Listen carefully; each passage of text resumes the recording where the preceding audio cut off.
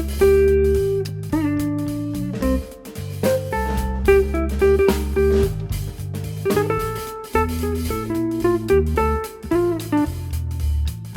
folks, welcome. This is 108 Stitches, which is a mostly knitting video podcast. Sometimes I will talk about other crafty things that I'm up to. Sometimes I'll talk about baseball. Sometimes I'll talk about baking and plants and you know, whatever else I'm up to.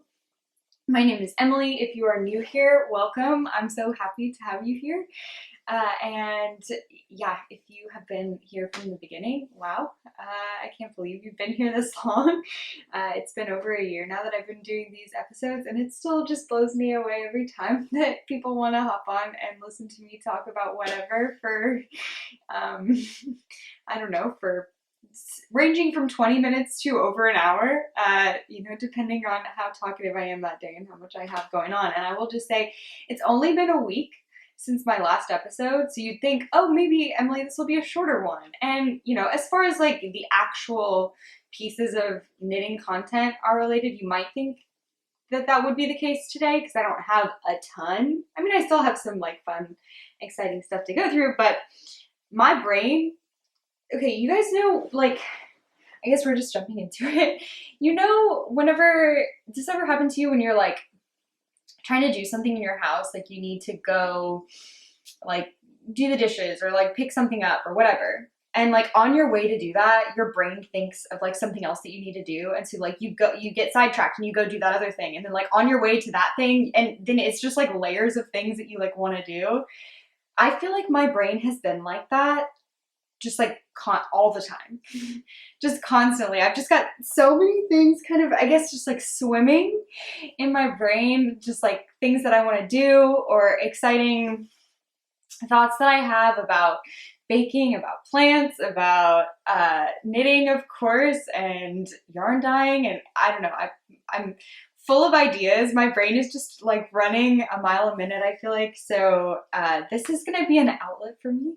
So I'm just gonna share all of what's been happening in my brain with you all, and hopefully it's not, you know, too much and isn't like scaring anyone away. But that's why I wanted to record another episode, even though it's only been a week since the last one. I guess there was a time in 2020, late 2020, early 2021, I feel like I was pretty regular. I was posting like once a week for a while if I had a lot of knitting content.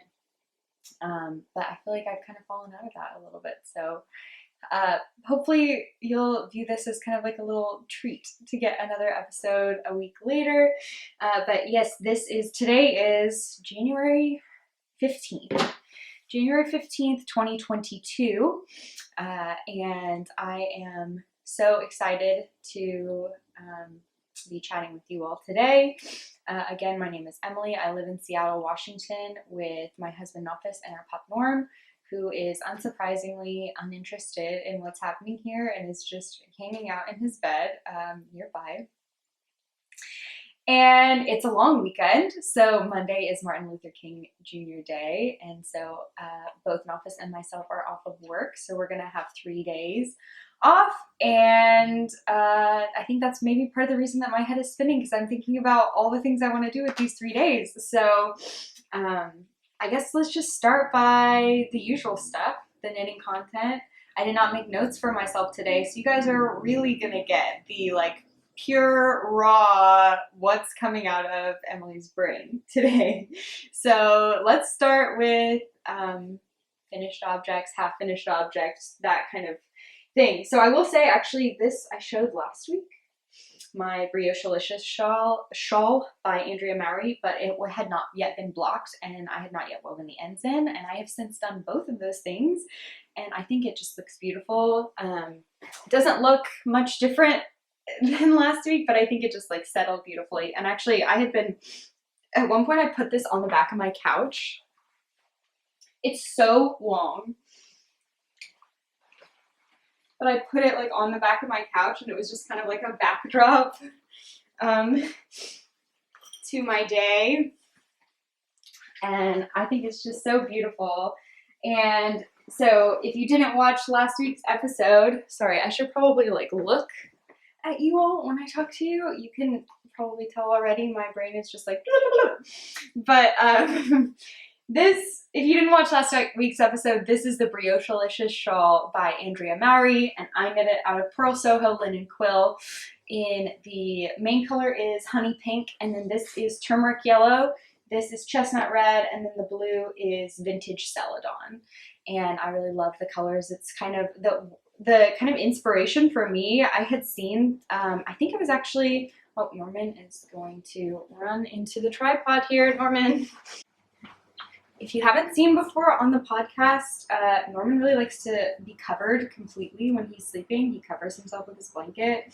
And when I'm not there to help him do it, he kind of like digs at his bed and blanket until he gets underneath it. And sometimes the digging results in him knocking other things over and like running into walls and things. So it is sometimes a chaotic time with Norman and the digging. But anyway, I was talking about the Briochealicious shawl by Andrea Mowry, Purl Soho linen quill. I did it exactly to pattern except for the bottom part here. The bind off is supposed to be in the color B, which is the yellow color, but I wanted to do it just in the main color. I don't know why I'm going through all of this again. I literally just blocked it, but I do really love this. And I used, I think it was a US size 4 needle.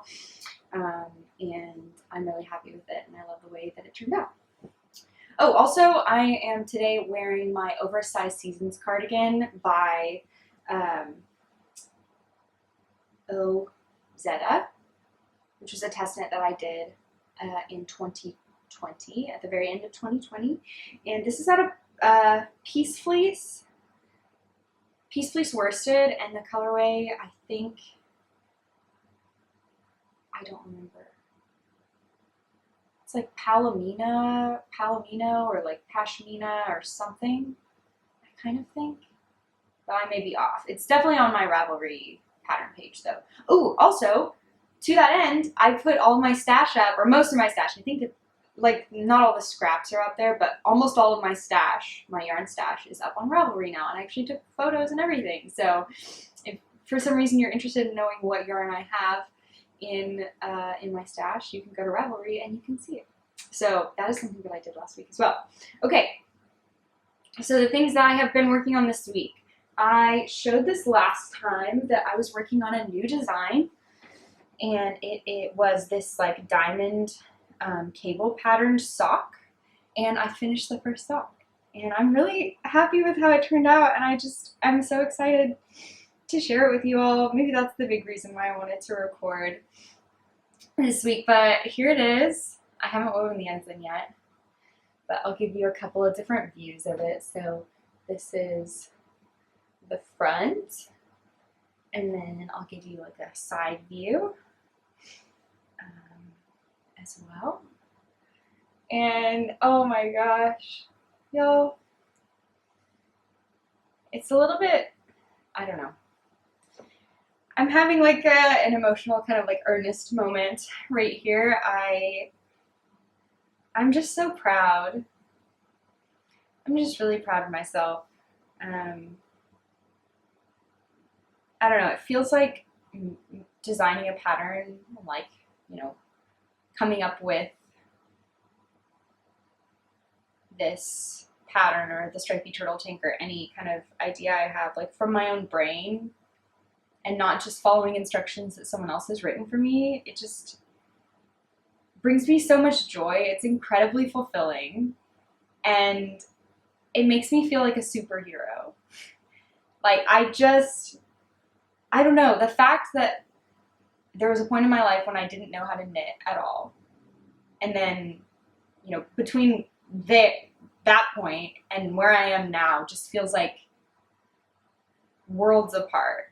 I not only like learned how to physically knit, but also have mastered it to an extent where I can, you know, do it myself without someone else telling me what to do. I can make something myself from my own brain without following another pattern. I don't know, maybe like I sound like a dork right now, but that is just, I don't know, it's mind-blowing to me, and I'm so excited about it, and I'm so proud, and yeah, sorry for being like weird and gushy and emotional, but I'm really proud of this. So this is, again, this is like a new design that I wrote. It uses one stitch cables to create these like floating diamond kind of patterns. And Nuff has actually described this kind of as like colorless argyle, which I love. I really love that kind of description of it. And the yarn I'm using is absolutely a dream. Would highly recommend, even if not for this pattern, just in general, would definitely recommend this yarn. It is Sunday Fiber Company, and she has a Barefoot organic, I don't remember which word goes first. I think it's Barefoot Organic Merino sock is the base. And it's just this really kind of like lovely, luscious sock yarn. I actually don't know the percent.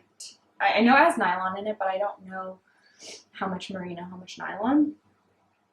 But it is lovely. I think it's a 2-ply. Yeah, it's a 2-ply yarn.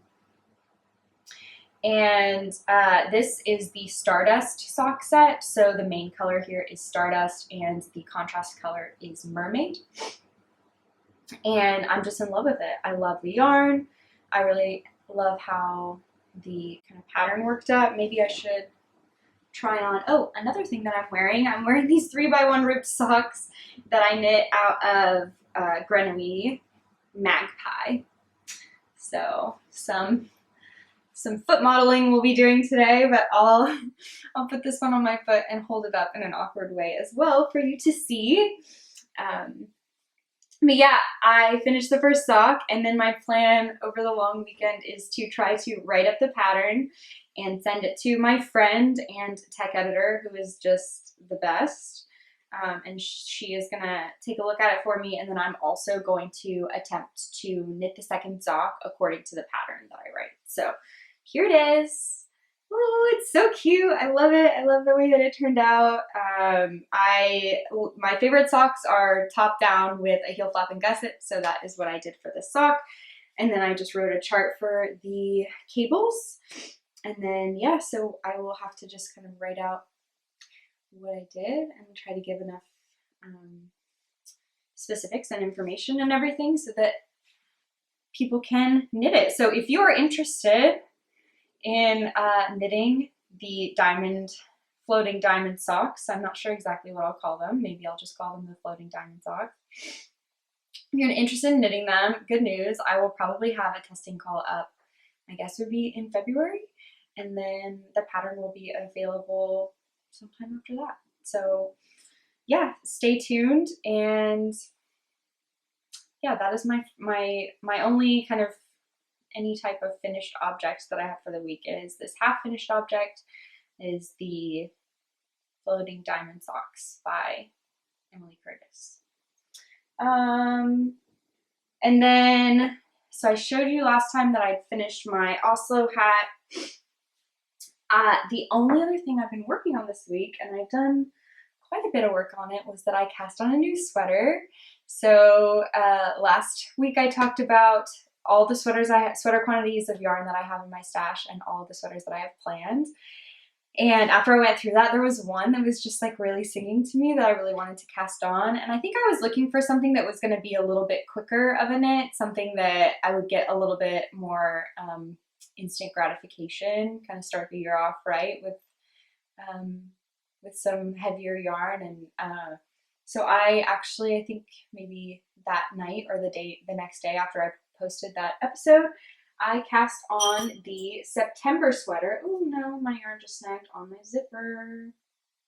Okay, well, I'll deal with that later. But I cast on the September sweater by PetiteKnit, which is just this really kind of squishy, luscious, not even half fisherman's rib, it's just full brioche, full one color brioche pullover. And the yarn I'm using is from the Woolberry collective. This yarn was gifted to me from my friend, and it is the colorway Mulled Wine. I think this was maybe the November December color, one of the November December colors from the Woolberry collective, and it's just the most gorgeous, like super deep red. And yeah, so here's my progress on the sweater. It starts with this kind of like back panel shaping, and the back has these beautiful little kind of like sideways brioche panels, which I really love. And so I did the back panel, and then you pick up stitches alongside of those kind of sideways panels, and then knit like the left and right fronts separately and then join them together. And then now I'm working on the front, and as soon as I finish the front, as soon as I get that part long enough, I will join it with the back and then just do brioche in the round to finish the body, and then I do the sleeves and the neck, and that's it. And it is knitting up so fast. This is worsted weight yarn. I cannot remember the last time I worked with worsted weight yarn. It truly feels like forever ago. I'm using size 8 needles, US size 8, which I don't know the millimeters of that. I could try to look here and see if I can read it on my needles.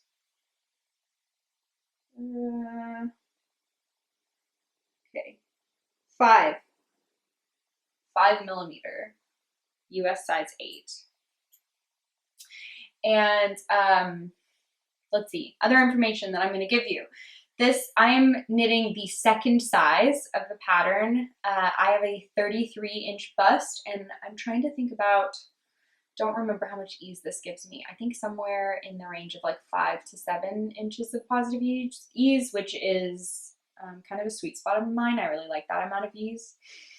And yeah, the fabric is really stretchy, as you can see, and the yarn is just beautiful. I'm on my second ball, and I'm not alternating skeins. When I switched from the first ball to the second ball, I did like a couple of stripes just so that it wasn't like a single line. And yeah, I mean, I think it's turning out really nice. I have actually been having issues the last couple of nights.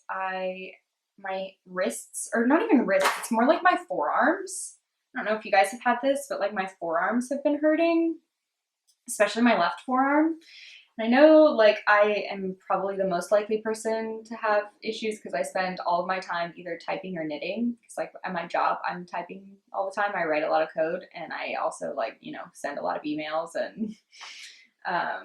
and generally just like on a computer all day long. And then I stop working and then I knit the rest of my time. So I'm like knitting, or I'm cooking or baking, or I'm working on a computer. So it's kind of a surprise to me that I haven't had more serious like wrist or arm issues in the past.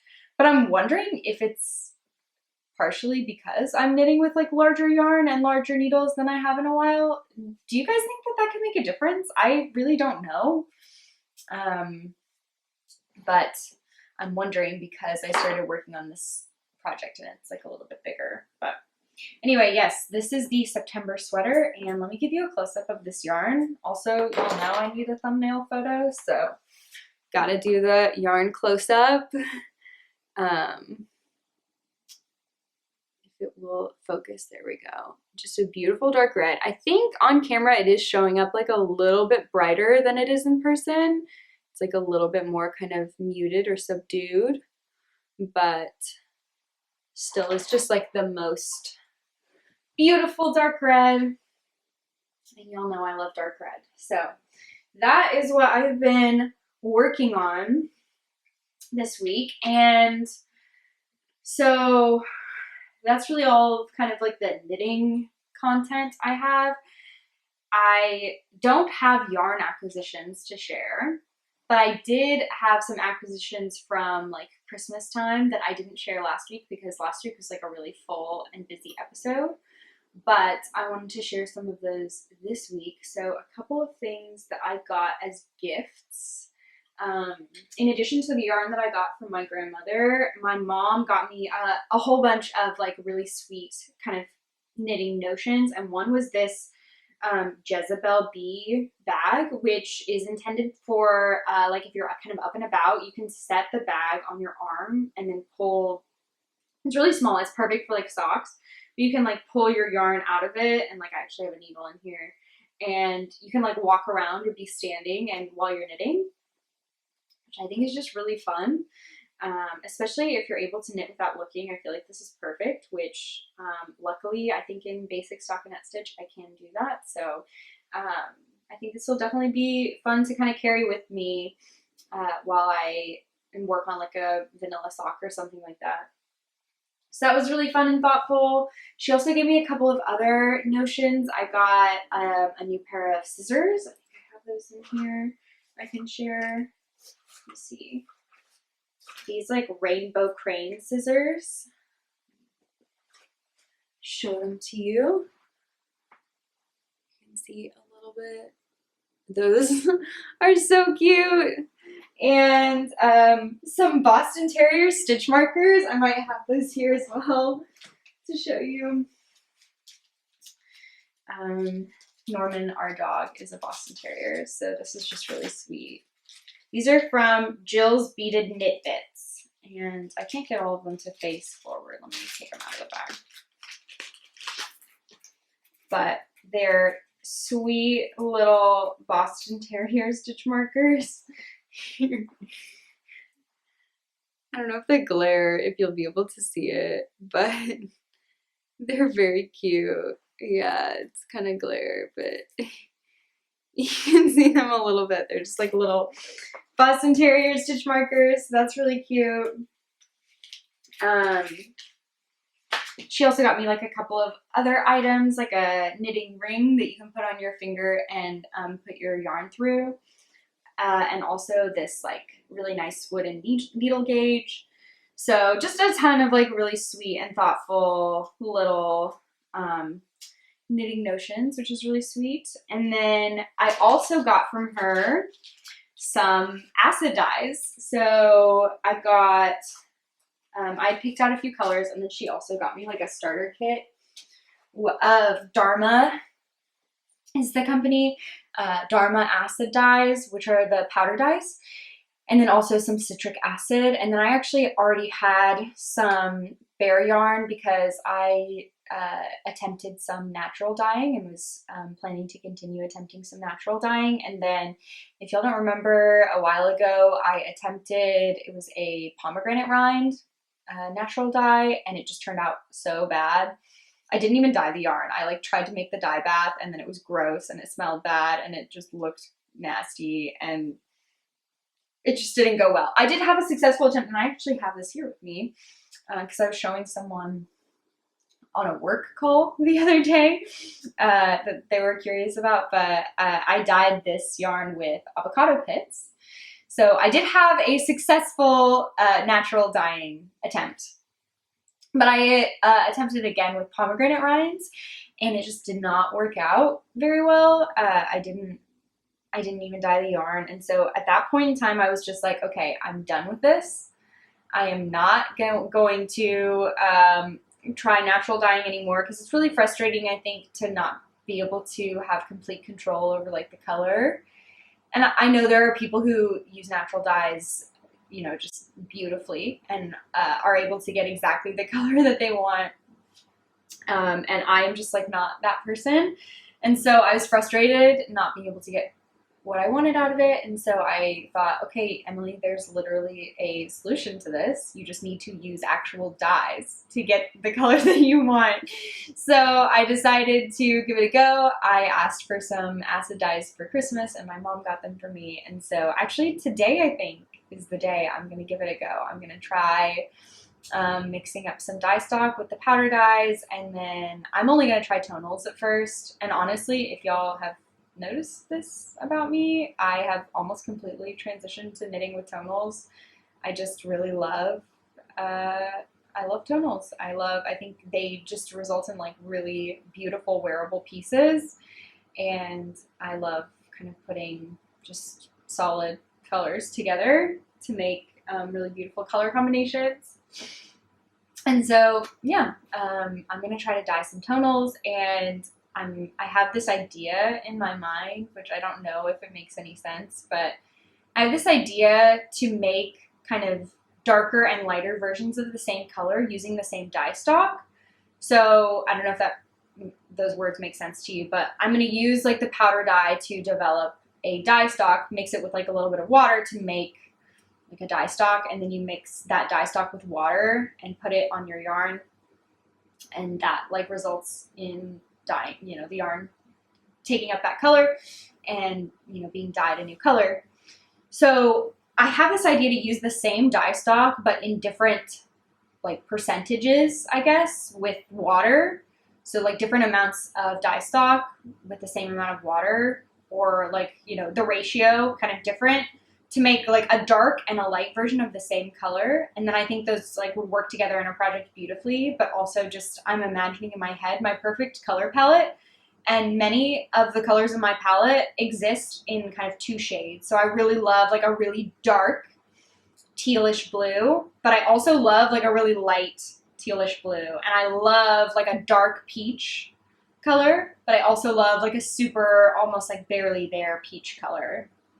And I think I would like that for a lot of different colors as well. So I have in my mind these like few colors that I'm really drawn to, that I really love. You guys probably know them, like, you know, bluish teal, pinkish peach, dark red, and like a mustardy kind of like yellow, and then gray, of course. And so like those 5 colors, I kind of want to dye both like a dark and a light version. And then I would have like, I think my perfect color palette right in front of me. So that's my hope. I'm going to try it. I'm sure it'll take a lot of attempts. I have not a ton of dyes. I think I have like maybe 10 different dyes. So I'll just be working with those, trying to put them together to make the colors that I want. But I'm considering at first just like using the dyes themselves to dye up a skein of yarn, like split a skein of yarn into like really small chunks, and then use really small amounts of just the pure dyes that I have, and not mixing them together in any way, to just get almost like a swatch of what that color looks like dyed up. And then I think it'll be easier for me to mix them together. So maybe that will be just my attempt for today, is just dye up my little like swatches on small amounts of yarn. But we'll see. We'll see if I can do that. But yeah, wish me luck. And if you have any suggestions or thoughts about dyeing yarn with acid dyes, I am all ears. I am new to this. I don't know what I'm doing. And this all, of course, like at this point in time is just for like personal use. I'm just like dyeing for fun. I'm doing it because I have done it a little bit in the past with the natural dyeing, and I really liked it. And so that's my plan, is just to, you know, keep it like just for personal use and for fun.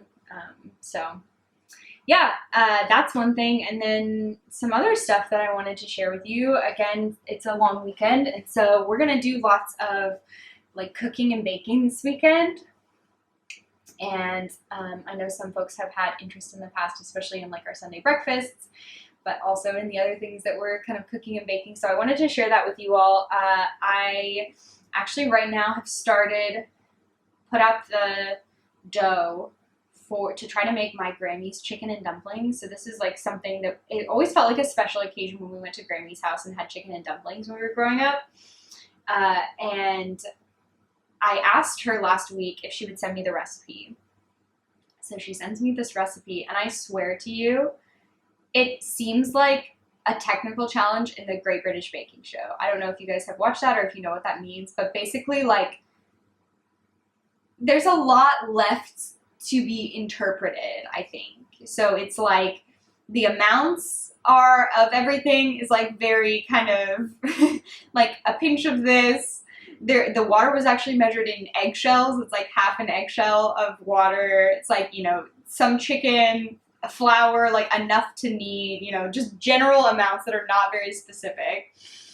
And then the instructions are also very vague. And I'm sure this like works for people who are good at cooking, but I don't think I'm super good. So I like emailed back and I asked a couple of questions for my Grammy, but I'm giving it a go, and we'll see how it turns out.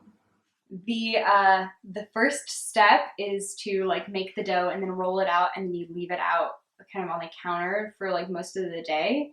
You cut it up into pieces, and then you cook this like floury, eggy dough in chicken stock to make like the dumplings, and then you cook like chicken in there as well and put in some vegetables, and it makes like a, you know, soupy, brothy chicken and dumplings. And so we are planning to have that for dinner tonight. and we'll see how it goes. Wish us luck. So hopefully it'll turn out well. I'm sure it won't be as good as Grammys, but we'll give it our best shot.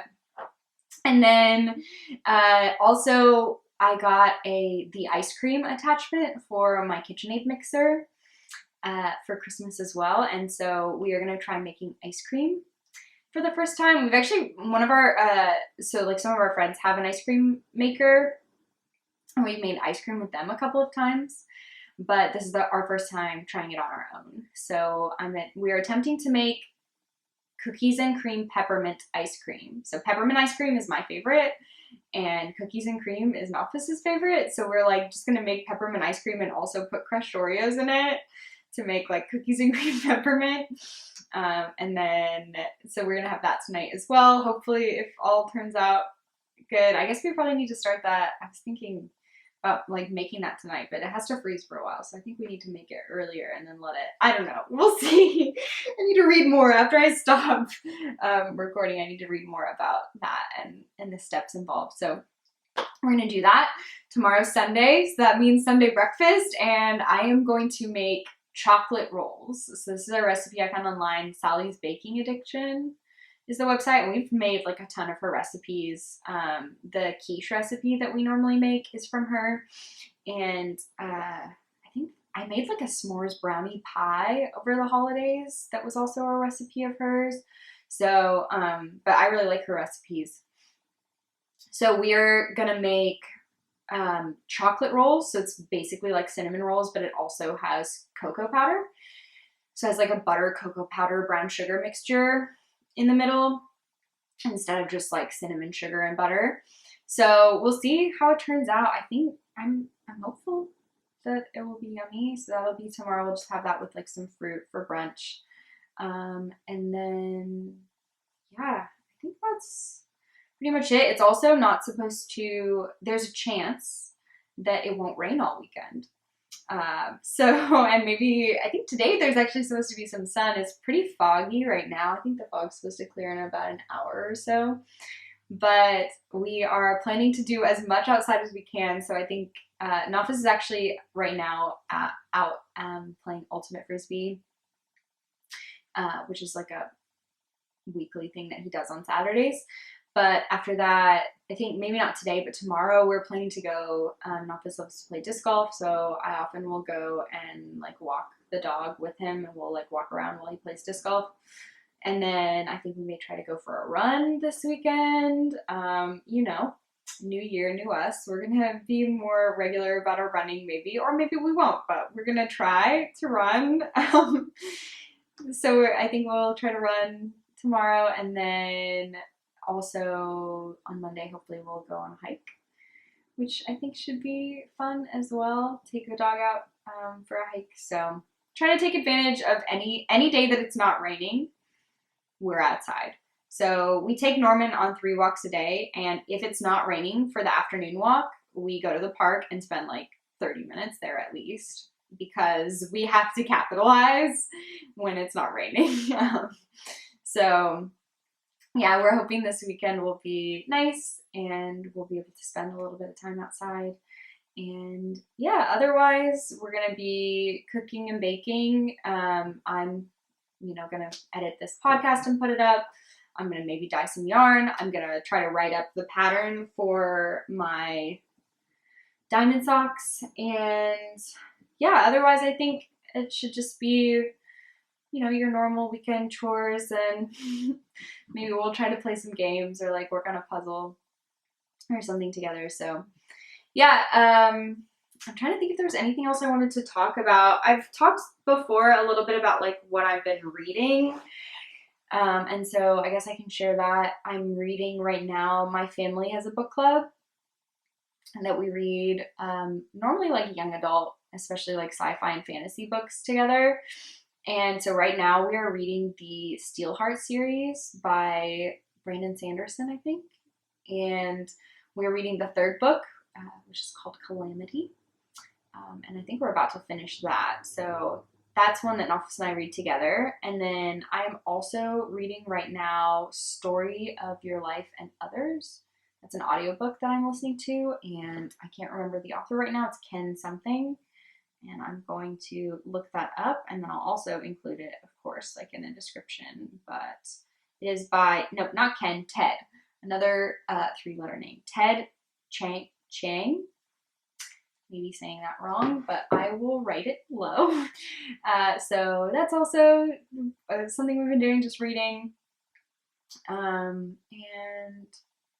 yeah, I think that's pretty much it. So sorry if this was like a little bit all over the place and my brain was a mess, but I just wanted to talk through some of this stuff that we've been up to or that I've been thinking about. And yeah, I forgot to talk about the 1,000 subscriber giveaway. So just, I'm going to try to remember to do that next time. But we will have a giveaway for 1,000 subscribers. I cannot believe it. Truly is unbelievable to me that you all are here and that you tune in each time. So thank you guys so much, and I hope you do lots of knitting and watch lots of baseball and have a great week. Bye.